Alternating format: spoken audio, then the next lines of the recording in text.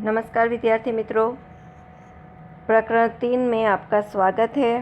पहले विभाग में हमने देखा कि लेखक श्री हजारी प्रसाद द्विवेदी ने हमारे सामने उसके मन में जो व्यथा है वह बताई है और आज समाज में कितनी बुराइयां फैल गई है, कितने भ्रष्टाचार हो रहे, तो उसके बारे में उन्होंने बताया।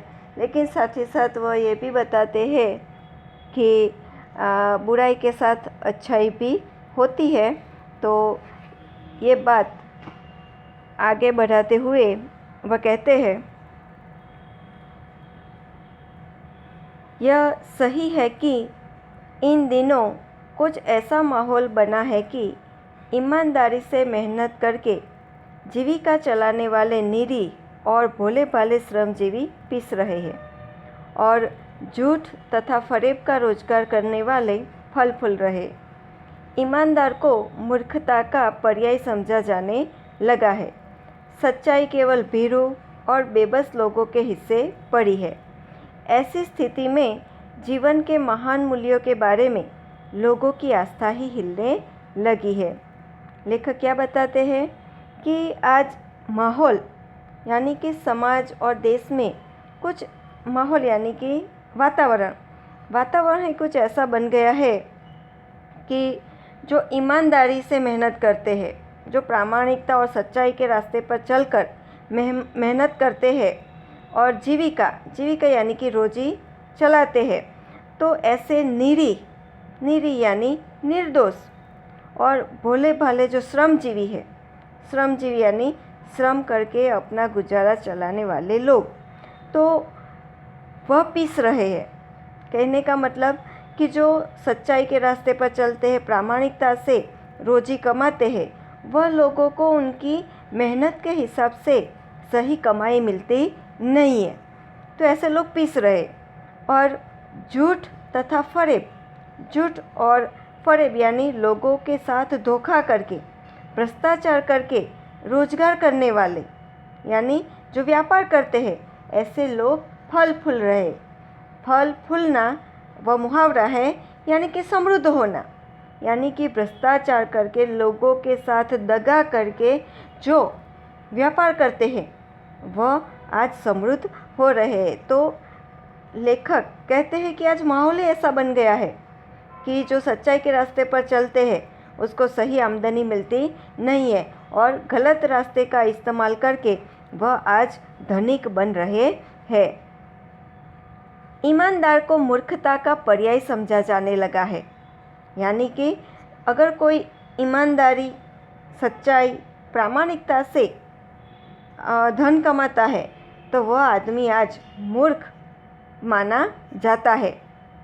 सच्चाई केवल भीरू और बेबस लोगों के हिस्से पड़ी है और ऐसा माना जाता है कि सच का साथ वही देता है जो भीरू यानी डरपोक है, बेबस यानी लाचार है। जो डरपोक लोग हैं, जो बेबस लोग हैं, लाचार है, वही सच्चाई का साथ देते हैं। ऐसी स्थिति में जीवन के महान मूल्यों के बारे में लोगों की आस्था ही हिलने लगी है। तो ये जो समाज में सोच फैल गई है, इसी के कारण लोग आज जो भारत के महान मूल्य है, मनुष्य के आदर्श मूल्य है, यानी कि सच्चाई, प्रामाणिकता, ईमानदारी, परोपकार की भावना, सेवा की भावना, ये सारे जो महान मूल्य हमारे हैं, उसके रास्ते पर चलने से लोग डरने लगे हैं। क्योंकि अगर आप ऐसे भारत के महान मूल्य जो है आदर्श है, उस पर आप चलोगे तो आप भीरू, डरपोक माने जाएंगे, आप लाचार माने जाएंगे। तो इसीलिए भारत के जो महान मूल्य है उसके रास्ते पर चलने से लोग डरते हैं, हिचकिचाते हैं। परंतु ऊपर से जो कुछ दिखाई दे रहा है वह बहुत ही हल्की मनुष्य निर्मित नीतियों की त्रुटियों की देन है। सदा मनुष्य बुद्धि नई परिस्थितियों का सामना करने के लिए नए सामाजिक विधि निषेधों को बनाती है। उनके ठीक साबित न होने पर उन्हें बदलती है। नियम कानून सबके लिए बनाए जाते हैं, पर सबके लिए कभी कभी एक ही नियम सुखकर नहीं होते। सामाजिक कायदे कानून कभी युग युग से परीक्षित आदर्शों से टकराते हैं। इससे ऊपरी सतह आलोड़ित भी होती है, पहले भी हुआ है, आगे भी होगा। उसे देखकर हताश हो जाना ठीक नहीं है। लेखक आगे क्या कहते हैं कि आज जो ऊपर ऊपर दिखाई दे रहा है, जो बुरा काम करके भी अच्छे लोग दिखाई दे रहे, वह हाल की जो उनकी परिस्थिति है, जो भौतिक सुविधा है, उनके कारण ये सब हो रहा है। और मनुष्य निर्मित नीतियों की त्रुटियों, यानी कि मनुष्य अपने आदर्शों को छिपाना चाहता है, जो रास्ते पर नहीं चलते और गलत रास्ते पर चलते हैं, तो ये छिपाने के लिए त्रुटि यानी खामी, तो उन खामियों को छिपाने के लिए वह नई नई नीतियाँ बनाता है। और जब उसका सामना नहीं कर पाता तब वह नई नीतियाँ बनाता है।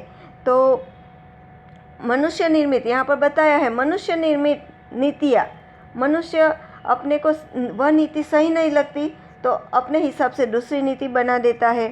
तो मनुष्य बुद्धि उन परिस्थितियों का सामना करने के लिए नई नई विधियाँ नीतियाँ बनाती रहती है, और अगर उस पर वह साबित नहीं हो पाते तो वह बदल देते हैं, दूसरी बना देते हैं। नियम कानून सबके लिए बनाए जाते हैं।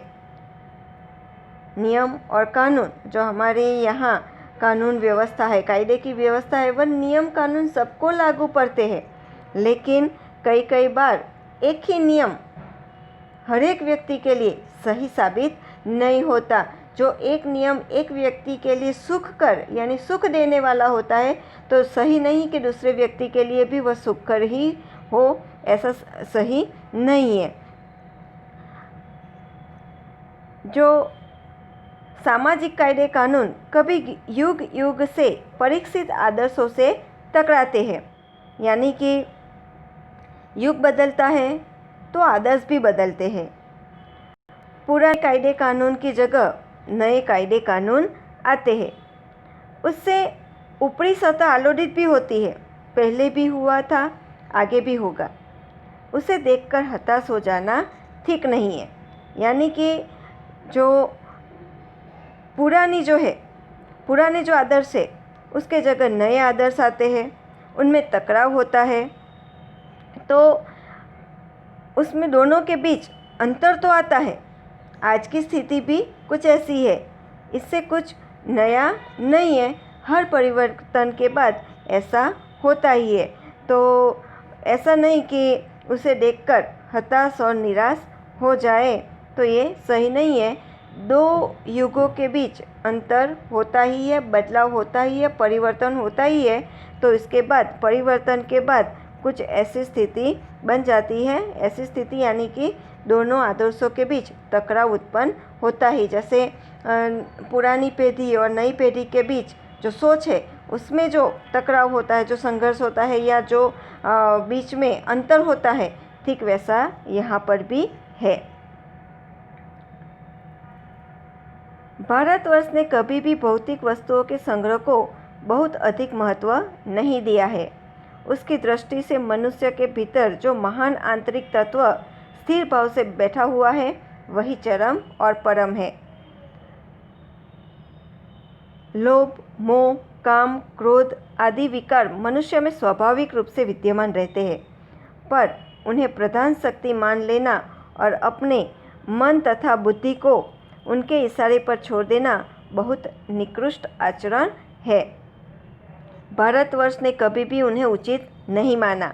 उन्हें सदा संयम के बंधन से बांधकर रखने का प्रयत्न किया है, परंतु भूख की उपेक्षा नहीं की जा सकती, बीमार के लिए दवा की उपेक्षा नहीं की जा सकती, गुमराह को ठीक रास्ते पर ले आने के लिए उपायों की उपेक्षा नहीं की जा सकती।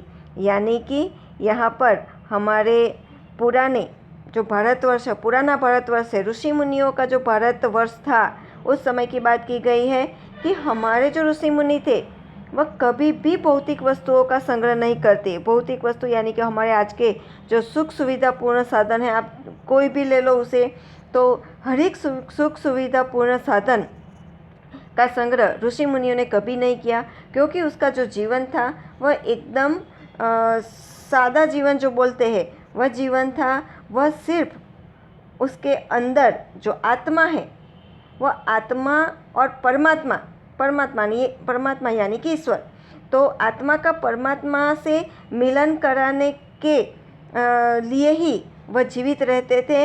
वह हर समय तप और साधना में लीन रहते थे। तो सिर्फ अपने जीवन को जीवित रखने, अपने शरीर को जीवित रखने के लिए वह जो भी है खुराक है या पानी है जो वह करते थे। तो यहाँ पर भौतिक सुविधा जो है, भौतिक सामग्रियाँ है, उसके संग्रह की तो उस समय बात ही नहीं की जा सकती। तो वही बात यहाँ पर याद दिलाई गई है कि हमारे जो भारतवर्ष ने, ऋषि मुनियों ने कभी भी भौतिक वस्तुओं के संग्रह को महत्व नहीं दिया है। उसकी दृष्टि से मनुष्य के भीतर यानी कि मनुष्य के भीतर जो आत्मा है वही श्रेष्ठ यहाँ पर बताया है, वही चरम और परम है। चरम यानी अंतिम और परम यानी श्रेष्ठ, यानी कि जो आत्मा है वही अंतिम है और वही श्रेष्ठ है। लोभ, मोह, काम, क्रोध आदि विकार मनुष्य में स्वाभाविक रूप से विद्यमान रहते हैं। यानी कि ऐसा नहीं कि ऋषि मुनि जो थे उसके अंदर ऐसे विकार नहीं थे जो हमारे 6 दुश्मन माने जाते हैं। तो मन को विचलित करने वाले ये 6 दुश्मन उस समय ऋषि मुनियों के अंदर भी, भीतर भी थे, लेकिन वह क्या करते, उस पर संयम रखते, काबू रखते। इसीलिए वह तप करते, साधना करते और ईश्वर में मन लगाकर ध्यान करते। तो आत्मा को परमात्मा की ओर ले जाने का वह काम करते रहते थे। लेकिन आज क्या हुआ, आज उससे विपरीत परिस्थिति हुई है। आज मनुष्य के भीतर जो ये 6 दुश्मन है वह उसके मन ऊपर हावी हो गए, इसीलिए वह भ्रष्टाचार करने लगे हैं। तो यहाँ पर वही बात कही गई है कि मनुष्य के भीतर ये रहते ही है, पर उन्हें प्रधान शक्ति मान लेना और अपने मन तथा बुद्धि को उन्हीं के इशारे पर छोड़ देना बहुत निकृष्ट आचरण है। निकृष्ट यानी तुच्छ आचरण है। तो यहाँ पर निकृष्ट का पर्यायवाची शब्द मिलता है तुच्छ आचरण, और निकृष्ट का विरोधी होता है उत्कृष्ट यानी सर्वश्रेष्ठ। तो यहाँ पर वही बात की गई है। दोनों जो यहाँ पर आगे के पैराग्राफ में हमने देखा कि 2 पीढ़ियों के बीच अंतर, तो यही बताया गया है कि पुराने समय में जो ऋषि मुनि थे वो भौतिक समृद्ध जो साधन सामग्री थे उसका संग्रह नहीं करते थे, और अपने जो 6 दुश्मन है, मन, क्रोध, लोभ, मोह, काम, तो ये 6 दुश्मनों के ऊपर वह संयम बनाए रखते थे। लेकिन आज मनुष्य ने इन 6 तत्वों के ऊपर संयम नहीं बनाया और अपने मन और बुद्धि को उसी के इशारे छोड़ दिया। तो लेखक कहते हैं कि बहुत गलत आचरण है और भारत ने कभी उन्हें उचित माना नहीं है। यानी कि हमारे जो आदर्श है, हमारी जो सभ्यता है, हमारी जो संस्कृति है, वह इसका उसके जो है वो उसे सही मानती नहीं है।